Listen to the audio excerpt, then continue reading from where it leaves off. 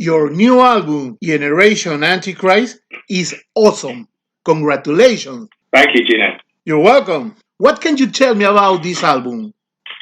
Oh, well, I think it's, personally for me, it's the best record Onslaught have made. I'm sure many bands say that to you, but I think the feedback from the fans and the press kind of confirms that. It's been the response has been amazing, It's such an aggressive album, and we've gone back to our roots a little bit. They looked at our early influences, and kind of things what we did when we recorded the Force album, and took influences from there also. So we've maybe gone a couple of steps backwards to maybe take many steps forward. Very old school songs, but with a modern sound. So I think you kind of get the best of Onslaught 1986 to Onslaught 2020. Okay. How was the creative process of this album? It was good. I mean, we had a big plan. We discussed everything before we started writing. So we knew exactly what we were doing. We decided we wanted to go a little more old school. As I said, back to our influences, because we felt the last album, 6, was probably our most technical record. So we wanted to strip things back this time and just go for all-out raw aggression. So yeah, I mean, it was great. I wrote most of the album on my own. I had some good input from Wayne on the guitarist, which was amazing. Of course. But it was cool. I mean, I was sending everything out to the rest of the guys and getting their feedback and any input that they wanted to make. But it was cool. It was a nice record to make. Yes, it's a nice record. I like your songs Religion Suicide. Why did cool, why did you choose that song to be the first single of your album? Religious Suicide was probably the most aggressive and controversial track, so we decided to go with that one. Okay. What can you tell me about your video clip, Bow Down the Clowns? We wanted to make a video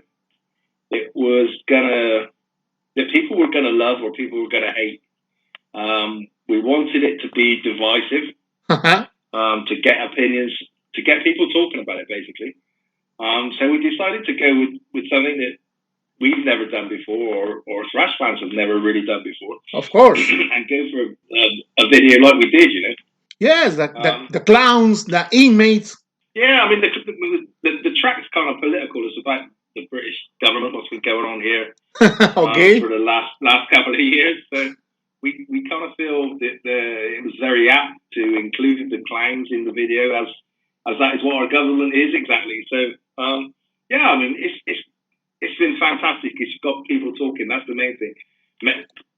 Many people love it, and some people don't like it, but they love the song. That's the important thing. And people talk about it then. So that is very good for us. Oh yeah, I like the video and I like the song. Both are great. Is there any difference between this new album and your previous ones?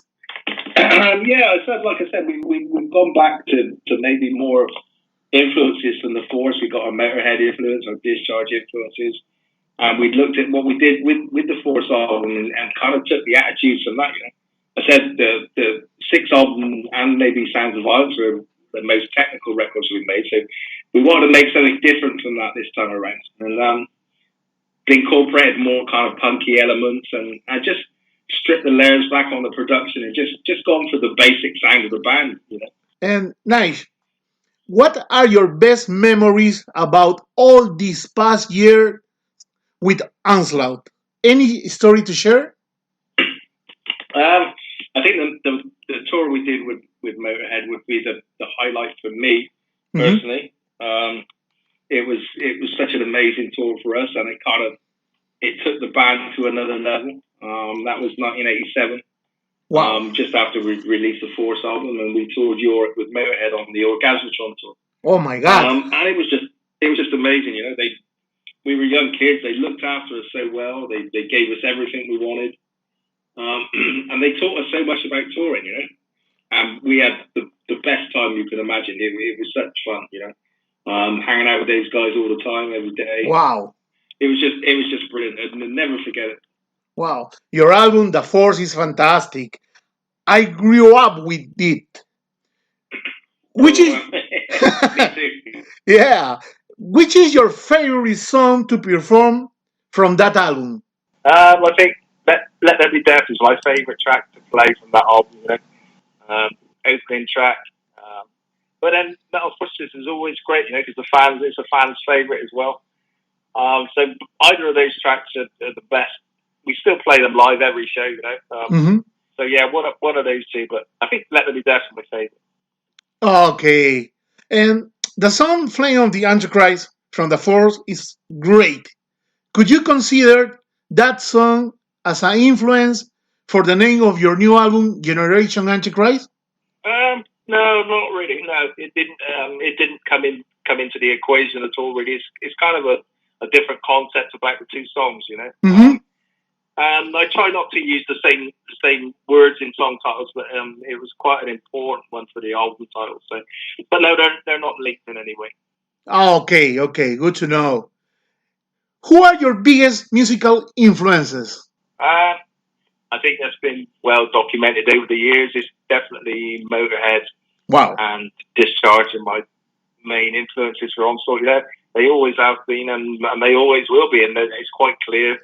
Showingly up on this album, the influences are pretty strong. Okay. If you could change anything about the music industry, what would it be? All the money that bands lose and things like downloading and streaming, you know, it's the worst for musicians. I mean, it's crazy the amount we get ripped off.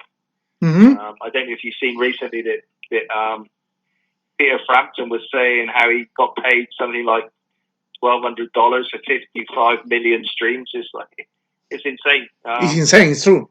It never used to be this way, but it's terrible how much bands get ripped off, you know, by all the streaming sites and stuff. But I don't ever see that changing. I'm with you. Yeah, it's not good, but I mean, it does get our music out to new fans. I mean, we've had, I think, 300,000 streams in a week on the new album, and over, I think, going on 700,000 streams on the singles. You know, so wow.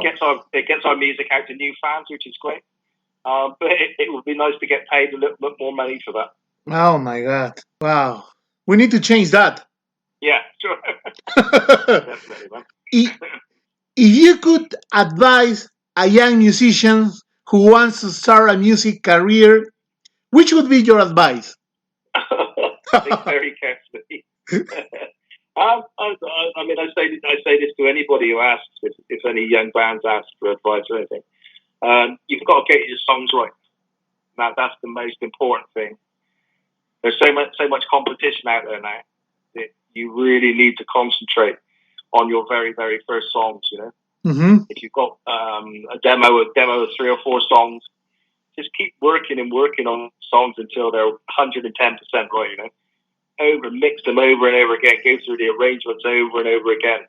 Because when you send them to somebody, you'll get one chance to listen to that demo once. If they like it, they'll listen to it again. If they don't like it for some reason, it'll go in the bin. So you really, really have to get everything right. The image, the artwork, sound. It's tough, man, but you've got to do it. Spend some extra months before you put it out there.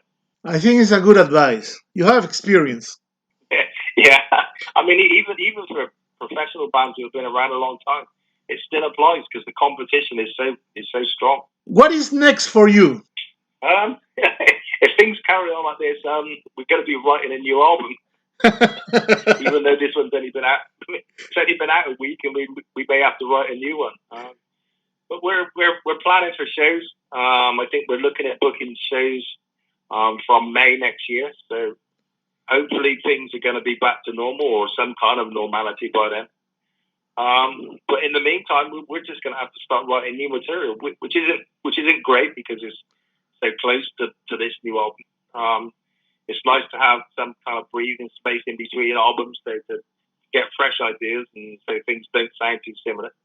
But I think we have no choice at the moment. We need to keep moving forward. So that's the only thing we can do. We've got some ideas kicking around. I've got lots of song titles, the album titles ready. So we just have to be prepared for when the live shows come back. And we just keep rolling. Oh, nice. Any last words for the listeners of Rockum? Just thank you, guys. Please check out the new album if you haven't already. Thank you for your continuing support for Onslaught, because it's so much appreciated. We just can't wait to come out and see you live, play this album live. It's going to be a lot of fun. There's a lot of energy on this record, and I think the shows are going to be immense when we get going. So please be safe, take care. We'll see you 2021.